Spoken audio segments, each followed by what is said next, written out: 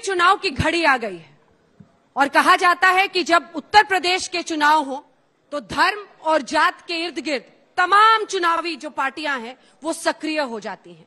और खास तौर पर इस बार जिस अंदाज में असदुद्दीन ओवैसी की एंट्री हुई है, ओवैसी फैक्टर या फिर कह लीजिए चुनाव का धर्म कांटा किस तरफ हिलता हुआ दिखेगा, इसी पर हम चर्चा करेंगे। सिद्धार्थनाथ सिंह साहब वरिष्ठ मंत्री सरकार के और असदुद्दीन ओवैसी जी AIMIM के अध्यक्ष हमारे साथ हैं। चर्चा की शुरुआत करते हैं। ओवैसी जी, मैं आपके साथ शुरुआत करना चाहती हूं। ओवैसी जी आए, क्या लाए? धर्म का कांटा लाए, ये आरोप लगता है आप पर, क्या होगा आपका जवाब? नहीं, ये तो बिल्कुल गलत है। मैं कभी धर्म का ना यूज किया इलेक्शन में, ना कभी करूंगा, और अगर करता हूं तो इलेक्शन कमीशन और जितने हमारे पॉलिटिकल अपोनेंट्स हैं वो फौरन इलेक्शन कमीशन को कंप्लेन दे सकते हैं। MCC का वायलेशन है। परेशानी यहां पर शुरू हो जाती है जब हम उत्तर प्रदेश में आकर ये कहते हैं कि हमको हमारा हिस्सा चाहिए। और उत्तर प्रदेश की सियासत हो या भारत की सियासत की एक तल्ख हकीकत यह है कि जिसके पास सियासी ताकत है उसी समाज को उसका हिस्सा मिलता है, इससे कोई इनकार नहीं कर सकता। और अगर आपको मैं डेटा देना शुरू करूं तो इसको भी कोरॉबोरेट कर सकता हूं। यही हमारा लड़ाई है, यही हमारा झगड़ा है, यही हमारा डिमांड है कि भाई हिस्सेदारी की सियासत हो। तो जब उस पर यह बात होती है तो सब लोग ये कहते हैं कि नहीं, हिस्सा नहीं दिया जाएगा, आप सिर्फ गुलामी करिए, हमारा साथ दीजिए या डरते रहिए। तो हम इन चीजों को उठाते हैं तो इससे सबको तकलीफ होती है। चलिए, शुरुआती कमेंट एक आपसे लेने के बाद ही मैं अगला क्रॉस क्वेश्चन उनसे करूंगी।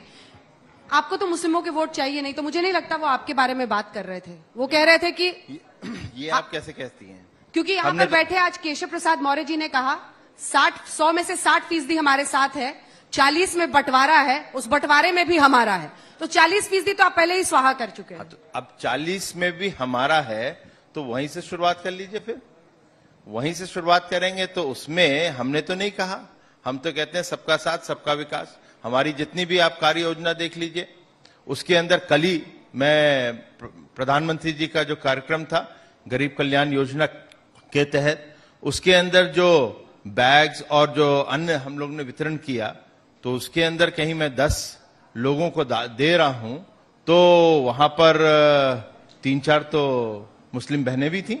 तो हमने कब कहा हमारा आयुष्मान कार्ड ले लीजिए, आयुष्मान कार्ड में लेके हमारे प्रधानमंत्री आवास देखिए, मुख्यमंत्री आवास देखिए, ये जितनी भी योजना है, हमने तो नहीं कहा कि इस कौम को नहीं मिलेगा, इस कौम को ही खाली दिया जाएगा। हम तो देते आ रहे हैं।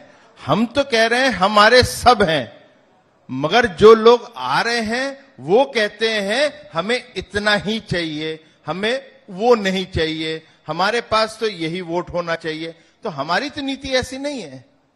हिस्सेदारी के नाम पर आप मुस्लिम अपीजमेंट कर रहे हैं, ये आरोप उनका सीधा है। जब वो 10 बैग देते हैं तो उसमें से 2-3 मुस्लिम भी होते हैं। अब ये सवाल कैसे आप पूछ रहे हैं कि आप इनको नहीं भाई तुम मुस्लिम हो तुम्हें बैग नहीं देंगे? देखिए, मैं बैग की बात नहीं कर रहा हूं। अगर बैग की बात करना होता तो बैग लेके चला जाता। मैं बैग नहीं चाह रहा हूं, मैं अपना पॉलिटिक्स में हिस्सा चाह रहा हूं। और उत्तर प्रदेश की सियासत में हम अपना हिस्सा लेकर रहेंगे इंशाअल्लाह ताला। जहां तक बैग की बात हमारे मोअज़्ज़िज़ दोस्त ने की, इस हिस्सेदारी का मतलब क्या है सर? ये क्या हिस्सेदारी कह रहे हैं आप? देखिए, हिस्सेदारी ये है कि मिसाल के तौर पर जब मुजफ्फरनगर का कांड हुआ, 70 के करीब मुस्लिम MLAs थे। क्या हुआ? हिस्सेदारी की जब हम बात कर रहे हैं तो आज उत्तर प्रदेश में जो मुसलमानों का लिटरेसी रेट क्या है, आप पूछ लीजिए। 5 बैग बांटे, क्या लिटरेसी रेट है मुसलमानों का? नहीं, आपने 5 बैग बांटे ना, क्या लिटरेसी रेट है बताइए।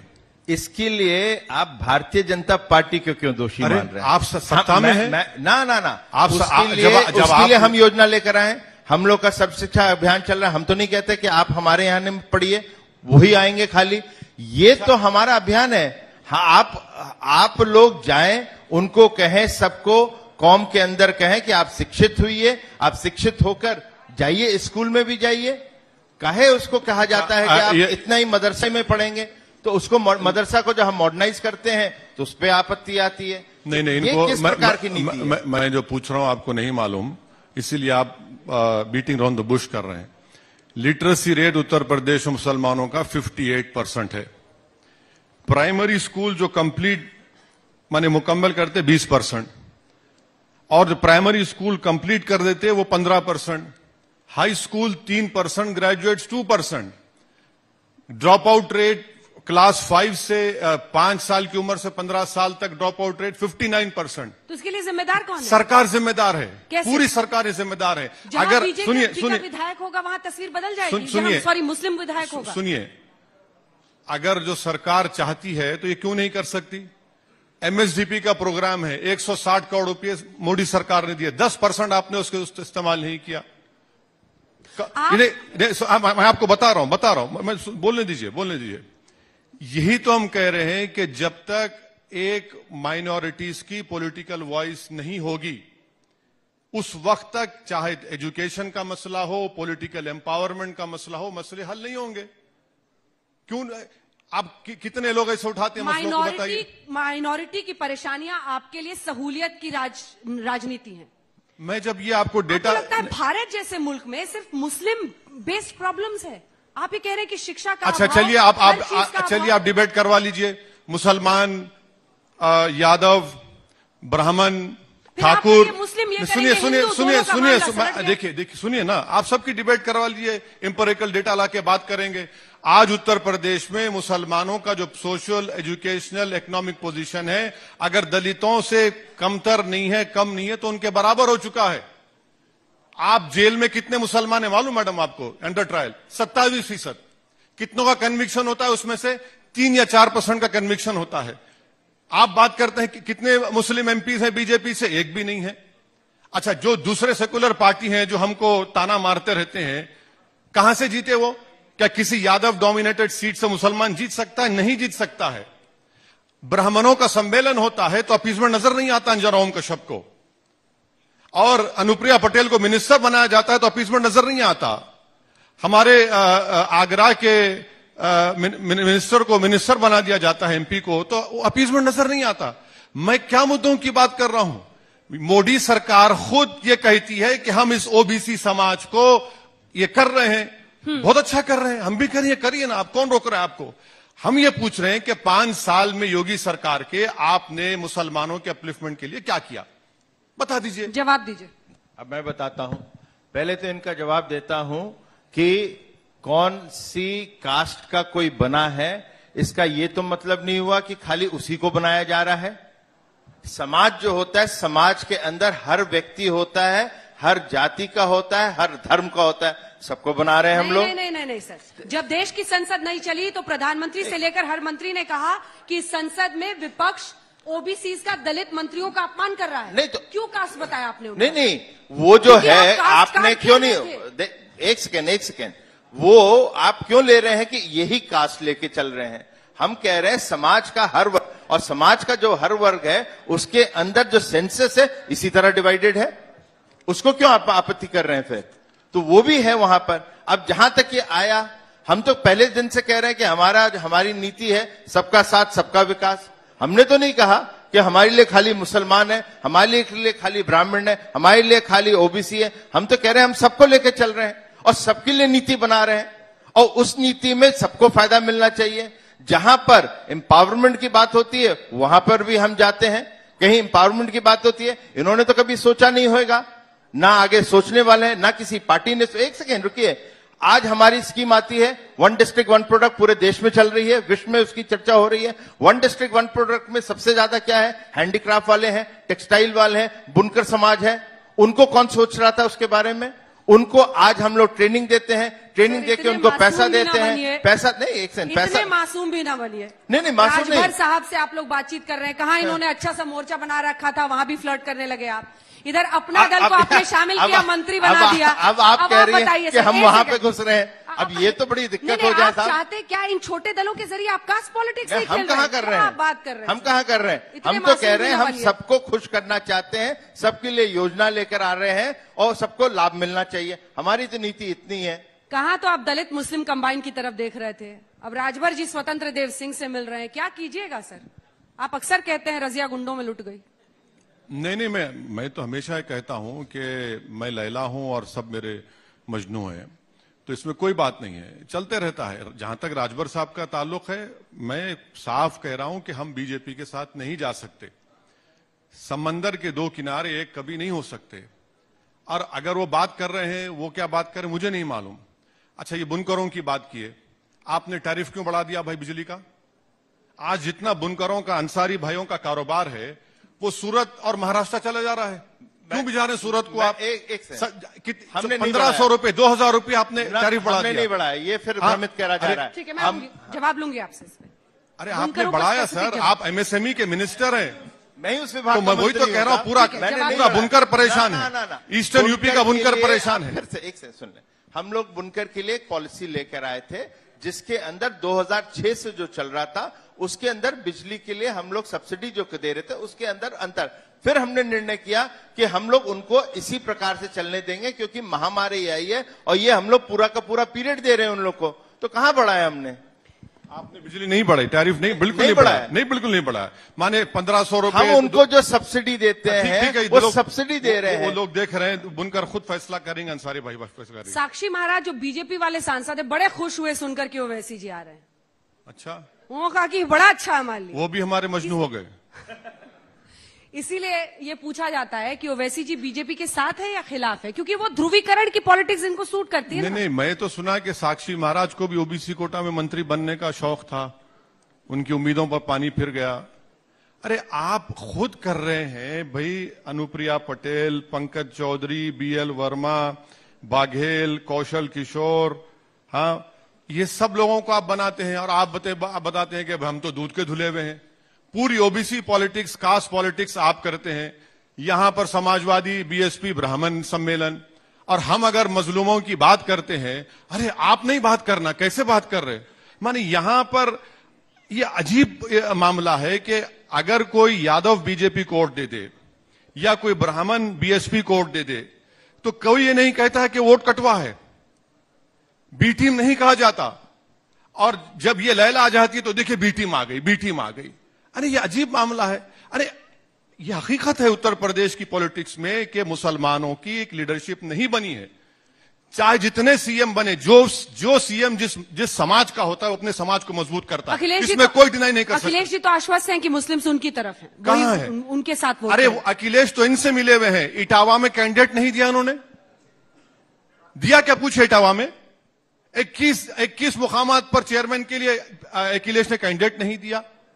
मोदी जी पहली मर्तबा, मुलायम जी ने संसद में प्रशंसा की थी मोदी जी की, इसीलिए शायद। नहीं, मुलायम सिंह यादव साहब ने पार्लियामेंट में खड़े होकर कह दिया था कि दोबारा मोदी पीएम बन जाए। उन्होंने खड़े होकर कहा। अखिलेश ने तो, आज अखिलेश हम बहुत सी बातें करते हैं, बहुत सी मेहरबान है। उन्होंने अपना असेंबली इलेक्शन हार गया, पार्लियामेंट इलेक्शन हार गए, अपने परिवार के 2 लोग हार गए।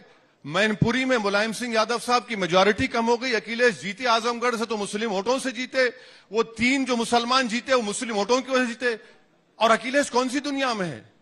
अखिलेश ने ही तो सब किया ना ये। अच्छा, एक बात बताइए, हिंदू वाहिनी का वो शख्स जिसका वीडियो आज भी, जिसने कहा था कि मुस्लिम औरतों को खबर से निकालकर उनका रेप करो, आज वो समाजवादी में बैठा हुआ है। तो कौन सा सेकुलरिज्म है ये? समाजवादी पार्टी में बैठा हुआ है वो, उसका नाम नहीं लेना चाहता हूं मैं। अब आप बताइए, ऐसा दिखता है कि नूरा कुश्ती बीजेपी और समाजवादी में हो रही है। Silent alignment. ये तो अब यही समझेंगे। बीजेपी का कैंडिडेट होगा या नहीं, आप ही बोल दीजिए कि होगा, लड़ेगा। क्यों नहीं लड़ेगा? हम लोग के यहाँ जहां कैंडिडेट होगा वहां पे लड़ेंगे। और हम लोग 403 सीटों में गठबंधन को छोड़ के बाकी सीटों पे भारतीय जनता पार्टी लड़ेगी, इसमें कोई दो राय नहीं है। मगर अब ये कुछ चीजों पे बोलते हैं, फिर बुरा लगेगा। हैदराबाद में इनके भाई साहब ने भी कुछ बोला था, 15 मिनट लाइट बंद कर दो। अब उसके बारे में कुछ नहीं बोलेंगे, तो इसलिए मैं उसमें से नहीं हूं, मैं उनमें से नहीं हूं। एक मिनट, मेरे को तो ये बता दें कि आप मुसलमानों के हितैषी हैं। मैं 2 मिनट मानता हूं, और ये भी मानता हूं कि उनकी जो हालत है वो दयनीय है। सबने वोट लिया मगर किया नहीं कुछ आज तक। आप करने आ रहे हैं तो आपका स्वागत जरूर करूंगा मैं एक नागरिक के रूप में, मगर एजेंडा तो दे दो। आप करोगे कैसे, ये भी तो हम लोग को समझाओ। ये तो किए, ट्रिपल तलाक कानून लेकर आए, चलाते हैं ट्रिपल तलाक कानून लेकर आए। एक भी मुस्लिम एमपी नहीं है इनके पास। सुनिए सर, सुन लीजिए ना। इतना हिंदू वाहिनी का मैं जिक्र किया, वो उस लड़के का, सुनील जो भी नाम है आदमी का, आपको तकलीफ क्यों हो रही समाजवादी में चला गया तो? अरे अभी आप तो मैंने नहीं कहा, आपको मैंने खाली कहा अभी हिंदू वाहिनी का जिक्र किया था, उस समय के प्रकरण को किया था, उसके आधार पे मैंने आपको थोड़ा सा हैदराबाद का भी दर्शन करवाया। नहीं सर, अच्छा है, हैदराबाद अच्छी जगह है, आप दर्शन करने जरूर आइए। आप अमित शाह भी आए थे, आप भी आइए, आपको आना चाहिए, देखना चाहिए हैदराबाद की खूबसूरती को, उसमें कोई इतराज नहीं है। भारत का हिस्सा है, अटूट हिस्सा रहेगा। अयोध्या गए या नहीं गए? हाँ? अयोध्या गए या नहीं गए? हम तो 2000 मेरे ख्याल से हम 12 या 13 में हम बाई इलेक्शन लड़े थे, 16 में बाई इलेक्शन लड़े थे वहां पर। हाँ, आपके जहन में कुछ और है, बता दीजिए, जबान पे ला ही लीजिए, क्यों रोक रहे हैं अपनी जबान को? राम मंदिर बन रहा है सुप्रीम कोर्ट के फैसले के बाद। अच्छा, हाँ। तो कई लोग पहुंच रहे हैं, पर्यटक पहुंचेंगे। अच्छा, ओवैसी साहब जाएंगे कि नहीं दर्शन करने, देखने? नहीं, मैं तो इस बारे में खुलकर कहा हूं और आज भी कह रहा हूं कि जब तक हम जिंदा रहेंगे, हमारी नस्लों को हम बताते रहेंगे कि आजाद भारत में सुप्रीम कोर्ट को धोखा देकर बाबरी मस्जिद को बीजेपी ने शहीद किया था। आप खुद एक बैरिस्टर हैं और सुप्रीम कोर्ट धोखे में आ सकता है। सुनिए, और सुप्रीम कोर्ट अगर वहां मस्जिद बीजेपी शहीद नहीं करती तो क्या ये आज का फैसला आता? वो मेरी मस्जिद थी, है और रहेगी इंशाअल्लाह ताला, हम तो ये बोलते रहेंगे। सिद्धार्थ जी, अब पहले तो ओवैसी साहब कहते हैं कि सुप्रीम कोर्ट को धोखा दिया। अब सुप्रीम कोर्ट को धोखा कोई दे सकता है तो इन्हीं के शब्द हो सकते हैं, भारत में ऐसा कोई नागरिक नहीं मिलेगा जो ये कहेगा। और दूसरी बात जो है, वो रामलल्ला का जन्म स्थान था, वो पहले भी था, कोई कब्जा करेगा फिर भी रहेगा उस पे, और उस पे मंदिर बनेगा। ये भी एक आस्था है। नहीं, आस्था है, मगर कोर्ट ने तो नहीं माना उस बात को, पढ़ते नहीं है ना जजमेंट। अगर जजमेंट पढ़ लेते तो कोर्ट ने नहीं कहा, कोर्ट ने बात ही नहीं कही। कोर्ट ने कहा कि आपका पोजीशन है इसलिए हम आपको दे रहे हैं। कोर्ट ने तो यहां तक भी कह दिया जजमेंट में कि वो 6 दिसंबर की जो हरकत थी गलत हरकत थी। अगर बाबरी मस्जिद शहीद नहीं होती तो क्या होता? खैर छोड़ दीजिए, बाबरी मस्जिद तो हमारे लिए वो मस्जिद है और रहेगी, मगर अगर नहीं आया होता तो क्या होता, ये भी हम लोग को नहीं पता अभी तक। अयोध्या से अब परहेज हो जाएगा? क्यों परहेज होगा? पूछ रही हूँ। अरे भारत का हिस्सा है मैडम, हमको क्यों परहेज होगा किसी भारत के हिस्से से? फैक्ट है, हम फैक्ट को बता रहे हैं कि आजाद हिंदुस्तान में ये हरकत हुई है और सुप्रीम कोर्ट को आपके कल्याण सिंह की सरकार ने जाकर सुप्रीम कोर्ट को आश्वासन दिया था कि हम स्टेटस को बरकरार रखेंगे। आज तक सुप्रीम कोर्ट ने वो कंटेम्प्ट पिटीशन को हियर नहीं किया है। वो कंटेम्प्ट पिटीशन आज भी है। ये कमिटमेंट आपने दिया था, आपकी सरकार ने, बीजेपी की उस वक्त की, और आपने उस कमिटमेंट से आप मुकर गए। ऐसा है अंजना जी, गुलाम भारत के अंदर बाबर आके मंदिर तोड़ सकता है। ये आजाद भारत है, इसमें कोई ऐसी हरकत कर नहीं सकता। जिसने गलत किया उसको सुधारेंगे भी हम। मतलब आप भी हिंदुत्व के इर्द गिर्द, क्योंकि प्रधानमंत्री से लेकर विषय वो नहीं है, विषय वो नहीं है, विषय ये है कि आप एक नागरिक हैं भारत के, और भारत के नागरिक होके कोई बाहर से आए और वहां पे सजदा करने के लिए किसी को तोड़ के बनाए, तो ये कौन सी सजदा? पर आप लोग कैसे हैंडल मगर कर रहे हैं? फिर तो उसको करेक्ट कर रहे हैं। आप करिए ना, हम कब मना करते हैं? हम तो कहते हैं स्वागत है, आप करिए और करिए, अच्छा करिए। राम मंदिर की भी भूमि पर स्कैम हो गया कि इतनी की जमीन थी, इतने पे दिया। मेरे से जवाब नहीं देरी लीजिए, हो रही है, देरी हो रही है। उसके लिए वीएचपी सक्षम है, उन्होंने जवाब दिया है और उसका जवाब आप लोगों के बीच में है। पॉलिटिकली आपने भी उस मुद्दे को उठाया था। वो कह रहे हैं कि वीएचपी ने जवाब दे दिया, उन्होंने कहा कि उस रेट के हिसाब से जो एग्जिस्टिंग रेट था। आपके आज तक ने मुझे जमीन के मसले पर बुलाया था, मैंने कहा मैं इस मसले में आऊंगा नहीं। मैं तो कह रहा हूं मेरी मस्जिद थी, है और रहेगी, मैं जमीन के मामले क्यों जाऊंगा? मेरा बोलना फिर से यह है कि अगर 6 दिसंबर को बीजेपी, आरएसएस, विश्व हिंदू परिषद, बजरंग दल बाबरी मस्जिद को शहीद नहीं करते तो क्या सुप्रीम कोर्ट ये फैसला देता था क्या? चलिए अब चुनाव में ओवैसी फैक्टर पर जरा आते हैं। बिहार में आप एक तरह से गेम ब्रेकर साबित हुए विपक्ष के लिए। गेम ब्रेकर किसका गेम ब्रेक किया आपने किया? जो किसका गेम? आरजेडी का, जो इंपॉर्टेंट फैक्टर्स थे जिनकी वजह से सीट वो हारे और इनकी सरकार अच्छा, बनी। सवाल क्या आपका, बोलिए आप किंग मेकर हैं, गेम ब्रेकर हैं, क्या है आप? यूपी में आपकी क्या भूमिका है? ना मैं किंग मेकर हूं, ना मैं गेम ब्रेकर हूं, ना मैं स्पीड ब्रेकर हूं। 100 आउट ऑफ 400 से क्या? सुनिए, मैं वो हूं जो उत्तर प्रदेश के मुसलमानों में एक लीडरशिप को पैदा करने के लिए आया हूं। मैं लीडर बनने नहीं आया हूं। हम अब बहुत पिछले 65 साल से इन नामनिहाद सेकुलर पार्टियों के पैरों का फुटबॉल बनते रहे। सेकुलर पार्टी बीजेपी का डर दिखाती, बीजेपी हमारा डर हमारे हिंदू भाइयों को दिखाती और अपना अपना ये लोग दुकान चलाते हैं। मैं यहां पर एक ऑथेंटिक लीडरशिप को बनाने आया हूं और बनाकर रहूंगा। मुझे किसी से मतलब नहीं है कौन गेम खेलता है, क्या खेलता है। अब हम अपना गेम खेलेंगे, हम अपनी पॉलिटिकल स्ट्रेटेजी को बनाएंगे। ये हमारा मकसद है। आखिर कब तक मुसलमान बीजेपी से डरता रहेगा? आखिर कब तक मुसलमान अखिलेश यादव का अरे MY कॉम्बिनेशन की बात करते हैं, डराते हैं बीजेपी से और मलाई खिलाते हैं वाई को खाली। क्या गरीबी मेरा मुकद्दर बन जाएगा? क्या मैं ऐसा ही डरते रहूंगा? क्या लीडरशिप आएगी नहीं, बात नहीं करेगी? हर समाज की यहां पर लीडरशिप है उत्तर प्रदेश में। अगर किसी की लीडरशिप नहीं है तो मुस्लिम समाज की नहीं है। और अगर जो भी अपने आप को जो कहते हैं वो तमाम के तमाम तो गूंगे हैं, शो बॉयज हैं, मुंह में जबान है मगर गूंगों की तरह, बहरों की तरह, अंधों की तरह रहते हैं। दिखता नहीं है उनको क्या हो रहा है जमीन के ऊपर। लेकिन अकेले आप कैसे भिड़ पाएंगे? मैं अभी 16 पार्टियों की राहुल गांधी ने बैठक बुलाई। कौन? राहुल गांधी ने बैठक बुलाई दिल्ली में। हाँ, उसमें हम तो नहीं थे। हाँ, इसीलिए तो पूछ रही हूं। नहीं थे हम उसमें। तो नहीं, हम उनके नाश्ते के लायक नहीं है ना, हमको उनको ब्रेकफास्ट की जरूरत है। भाई वो खुद हार गए यहां पर यूपी में, आप किसकी बात कर रहे हैं मैडम? आप यहां हार गए, अपनी आबाई सीट को हार गए। वो कहां कर रहे हैं? वो बेचारे वहां चले गए, साउथ में चले गए, वहीं उनको सब चीज अच्छा नजर आ रहा है। यूपी की तो कोई चीज पसंद भी नहीं आती। तो उनसे राहुल गांधी तो है भी नहीं, टाइटाई हो गए यहां पर, वो कुछ भी नहीं यूपी में उनका। ये तो आपके मन की बातें कर रहे हैं, तभी लोग बोलते हैं। देखिए, वो आप कुछ भी समझे, मगर ये लोकतंत्र है, इनको भी अधिकार है। ये कहते हैं कि हम अपनी लीडरशिप बनाएंगे, तो उसमें भारतीय जनता पार्टी को या किसी और पार्टी को क्या आपत्ति हो सकती है? तो लोकतंत्र है। जो पिछली बार शमशान कब्रिस्तान वाले बयान के बाद हुआ था, क्या इस बार पॉपुलेशन कंट्रोल बिल के जरिए आप ध्रुवीकरण करने की कोशिश कर रहे हैं? पहले तो पॉपुलेशन कंट्रोल बिल नहीं आया है, ये पॉपुलेशन कंट्रोल पॉलिसी है। दोनों में बड़ा अंतर है। पॉलिसी जो है वो हर 10 साल पे आती है, वो 10 साल के बाद हम लोग को भी फिर से लानी थी, वो फिर से हम लोग लेकर आए। तो इसमें बिल जो है वो आएगा, जब आएगा तो हम उसमें बहस कर सकते हैं। तो पॉपुलेशन पॉलिसी में आप ये बता दीजिए, क्या उत्तर प्रदेश ने रिप्लेसमेंट रेट को हासिल किया नहीं किया अब तक? क्या उत्तर प्रदेश, सर मेरे सुन लीजिए, क्या उत्तर प्रदेश की सरकार, योगी की, मोदी सरकार के खिलाफ जा सकती है, जिसने सुप्रीम कोर्ट में दिसंबर 2020 में एफिडेविट में यह कहा कि भारत में 2 child norm is again international standards? तीसरी बात यह है कि आप ये कह रहे हैं आपकी पॉलिसी में कि उन्हीं लोगों को इलेक्शन लड़ेंगे, प्रमोशन मिलेगा जिसके 2 बच्चे से ज्यादा नहीं होंगे। आप तो सर रिप्लेसमेंट, सुनिए मेरी बात, रिप्लेसमेंट रेट तो आपने हासिल कर लिया।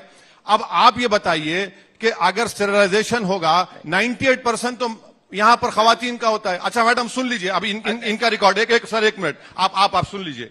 अब इनका रिकॉर्ड देख लीजिए कि उत्तर प्रदेश में नवंबर 22, 2019 को मोदी सरकार सवाल के जवाब में कहती है कि उत्तर प्रदेश में वर्स डॉक्टर पेशेंट रेशियो है।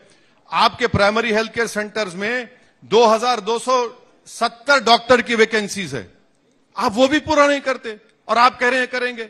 आपको मालूम मैडम, उत्तर प्रदेश में 50% बच्चे स्टंटेड होते हैं, मैल न्यूट्रिशन से पैदा होते हैं, और आप पॉपुलेशन पॉलिसी की बात कर रहे हैं। आपके पास ये कहते हैं पॉपुलेशन प्रॉब्लम है। 10% CMI कहती है कि उत्तर प्रदेश अनएम्प्लॉयमेंट, यानी 100 में 10 लोगों को नौकरी की जरूरत है। इन्हीं का मिनिस्टर उत्तर प्रदेश की विधानसभा में खड़े होकर कहता है कि अनएम्प्लॉयमेंट पोर्टल के ऊपर 33 लाख लोगों के नाम है। आप वो नहीं करते और पॉपुलेशन की आप बात करते हैं। ये बड़े पढ़े लिखे आदमी हैं। भारत का जो डेमोग्राफिक डिविडेंड है वो कब तक रहेगा? कब तक रहेगा? पहले तो शुरू करते हैं रिप्लेसमेंट। बीएचपी ने भी कहा कि पॉजिटिव वाला सही है, ठीक है। इन्होंने रेज किया, रिप्लेसमेंट की बात करी, तो इनको थोड़ा सा अंतर शायद पता भी हो सकता है, मैं नहीं कहता। पॉपुलेशन मोमेंटम भी आता है और चाइल्ड बेयरिंग एज होती है, वो उत्तर प्रदेश की बहुत हाई है। तो ये सब चीजों को लेते हुए जब आपका जो टारगेट होता है, आज की डेट में हम 2.7 है, नेशनल एवरेज से ऊपर है TFR पे। कुछ हमारे डिस्ट्रिक्ट्स हैं, अब उसमें ज्यादा नहीं विषय भटकाऊंगा, मगर TFR हमारे 4% है साहब। अब उसको आप इम्बैलेंस को बैलेंस कैसे करेंगे? तो उसके लिए पॉलिसी तो होनी पड़ेगी, और उसको आप 2030 तक की 1.9 या 2% कैसे लाएंगे, उसके लिए पॉलिसी तो करनी पड़ेगी। पॉलिसी के अंदर MMR IMR, जो कि उत्तर प्रदेश का हाई है, मैं मानता हूं, मैं स्वास्थ्य मंत्री रहा हूं, उसको करने के लिए पॉलिसी तो हमें नीति लानी पड़ेगी। तो ये सब जो चीजें हैं उसको ध्यान में रखते हुए, अच्छा अब डॉक्टर का रेशो दे दिया, बहुत अच्छा किया आपने दिया, मैं उसको डिनाई नहीं करूंगा, मगर उसके लिए भी हम काम कर रहे हैं। आज तक शायद आपको पता नहीं होगा, उत्तर प्रदेश में जब हमारी सरकार आती है 2017 के अंदर, तो हमारे पास टोटल जो डॉक्टर्स पैदा करते हैं वो मेडिकल कॉलेजेस हमारे पास 12 होते हैं। आज हमारे पास वही मेडिकल कॉलेज 32 और बढ़ गए हैं। तो डॉक्टर्स तो वहीं से आएंगे ना, तो उस पर काम नहीं कर रहे होते तो फिर बोलो ये गलत, मेडिकल कॉलेज खोल रहे नहीं है, हैं। ये सही फैक्ट बता रहा हूं। ये गलत कह रहे हैं। अगर ये मालूम होता तो मैं डेटा दे देता, मगर मैं कह रहा हूं गलत कह रहे हैं। आपने 5 साल में रूरल उत्तर प्रदेश में सब सेंटर्स 13,944, आप तो हेल्थ मिनिस्टर हैं, क्यों इसकी कमी है? PHC 49% कमी है, CHC 53% का शॉर्टफॉल है। सर 5 साल से सरकार में आप मेडिकल कॉलेज जो नंबर दे रहे हैं वो गलत नंबर है आपका, बिल्कुल गलत नंबर है आपका। अच्छा ये बता दीजिए, चलिए आप मेडिकल कॉलेज खोले, आखिर संतोष गंगवार को, ब्रिजेश पाठक को, आपके राजेंद्र अग्रवाल को, मोहनलालगंज के MP को लेटर क्यों लिखना पड़ा कोविड में कि सर ऑक्सीजन नहीं है, आपके नेताओं ने ऑक्सीजन नहीं है, मेडिसिन नहीं है? क्या वो झूठ, अगर वो झूठ बोले तो पार्टी से निकालिए उन लोगों को। उन्होंने क्यों लिखा उसका स्पष्टीकरण वो दे चुके हैं। जहां तक कि जब कोविड की आप बात कर रहे हैं, ये महामारी के अंदर उत्तर प्रदेश का जो पूरा का पूरा उसका मैनेजमेंट कोविड कर रहा है, तो उसके लिए WHO से भी और नीति आयोग ने भी अलग अलग उसकी प्रशंसा की है। और यहां तक कि यही नहीं, ऑस्ट्रेलिया के एक सांसद हैं, वो भी बड़ी प्रशंसा कर रहे थे यूपी की। उन्होंने कहा हम योगी जी को ले जाना चाहते हैं वहां पर, वो मैनेजमेंट कर दें हमारे लिए। जो नहीं, एक सेकंड साहब, आप कर रहे हैं, तो ये जो चीजें हैं वहां पर जो हम लोग ने मैनेजमेंट करा, आज क्यों नहीं बोलते कि उत्तर प्रदेश ने सबसे ज्यादा वैक्सीनेशन पूरे देश में कर रहे हैं, 5.5 करोड़। उत्तर प्रदेश ने जो टेस्टिंग करी है वो 6.5 करोड़ करी है। ये सब चीजों को देखें, और उत्तर प्रदेश के अंदर कभी भी ऐसा नहीं हुआ, थोड़े दिन के लिए था। अरे नीति आयोग ने तो ये कहा था कि उत्तर प्रदेश के अंदर 1 लाख प्रतिदिन हो जाएगा 30 अप्रैल से, मगर उस दिन तो वो 23 लाख नहीं हुआ, 32,000 हुआ। हमने वो पीक को होने नहीं दिया। सर ये प्रशंसा कर लीजिए साहब। और 24 करोड़ पॉपुलेशन पे हम लोग हैं। अच्छा, दूसरे लोग आपके दिल्ली चले जाए, 2 करोड़ पॉपुलेशन में, वहां डेथ रेशो देख लीजिए और हमारे यहाँ देख लीजिए, तो आपको आंकड़े मिल जाएंगे। अच्छा सर, आपने कितने लोगों को 2 वैक्सीन लगाया उत्तर प्रदेश में? कितने % लोगों को? हम लोगों ने जो आपको मैंने अभी दिया 5.5। नहीं, दो वैक्सीन।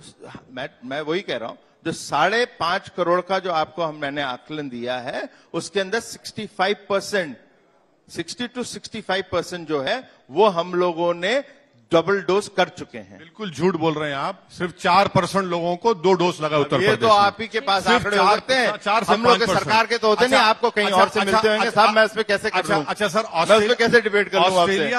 ऑस्ट्रेलिया के आदमी को आप जरा ये भी बता देते कि आपके चीफ सेक्रेटरी ने स्टेट इलेक्शन कमीशन को लेटर लिख के कहा कि 2020 टीचर्स की मौत हुई है जिला परिषद इलेक्शन में, उनको एस ग्रेशा दीजिए, उसको बता देते आप।